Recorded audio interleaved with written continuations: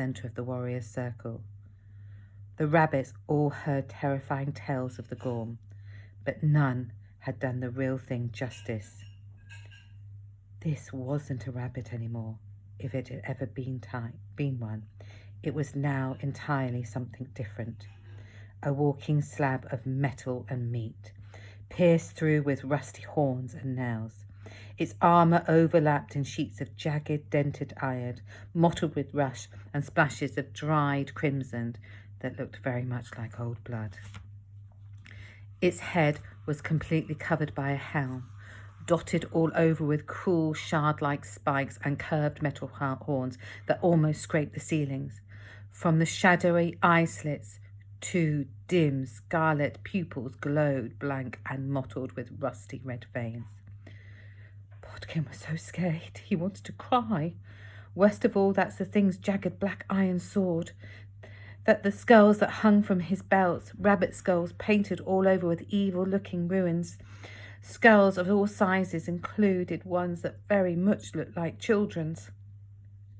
The Gorm rabbit turned his head to and fro, taking in the warrior inhabitants before resting his gaze on Lopkin himself.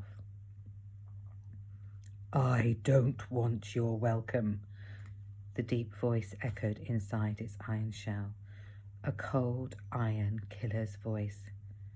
"I came to tell you I'm taking your warren, that and your magic weapon." Instantly, every spear was raised and pointed at the armour intruder.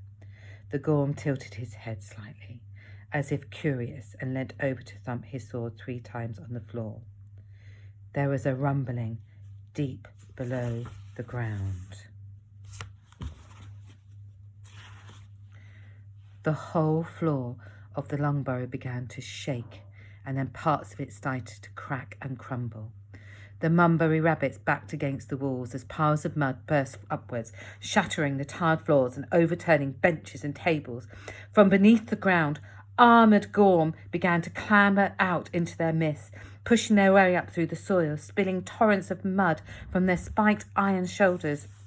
As the Mumbury rabbits stared on in mute horror, 5, 10, 15, all of them more, each one clad head to foot in jagged, rusty armour and wielding an axe or sword.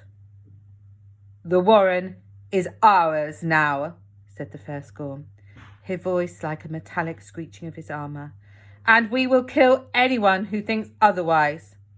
So says the chief of all the Gorm." "Skarmashank," said Lord Lopkin. "The Gorm's lord's name, as well known amongst the rabbits and well feared." Lopkin raised his silver sword and stepped into the battle stance. "Skarmashank, leave my people out of this. We will settle this between the two of us." "They are not your people anymore," Skarmashank laughed, as if this was all the elaborate Bramblemas joke. "They are all Gorm now, or they will be, once you are dead." In a flash of iron, Skarmashank swung his sword over his head and down, trying to cleave Lopkin in half. The chieftain raised his silver sword just in time, and there was an almighty clang as the blades clashed, showering sparks around the hall. "Father!"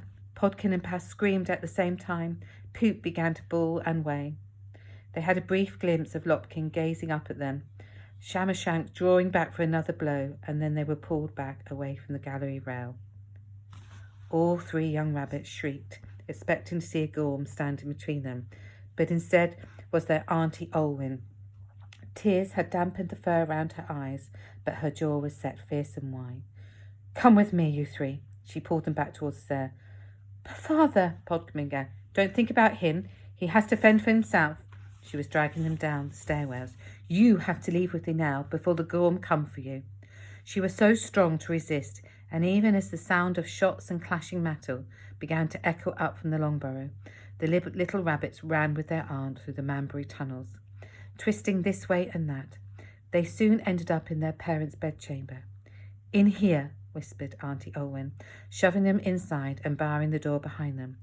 She ran straight to the bed and began rummaging around underneath it.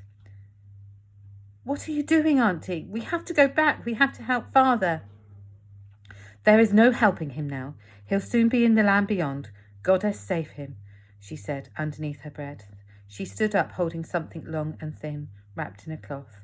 She thrust it into Podkin's hands. Your father told me to give this to you, should this ever happen to him, and your mother told me to bring you here if the warren should ever fall. To the bedroom? Paz looked at his aunt as she'd gone suddenly mad. Podkin was peeking under her cloth bindings. They hid a battered old copper dagger, dull and blunt with a crude face carved on the pommel. There's a secret tunnel here. Olwyn pulled back the bedpost and a little door slowly opened to the wall. She gave each of the children a quick kiss on the forehead. Go, now, she said.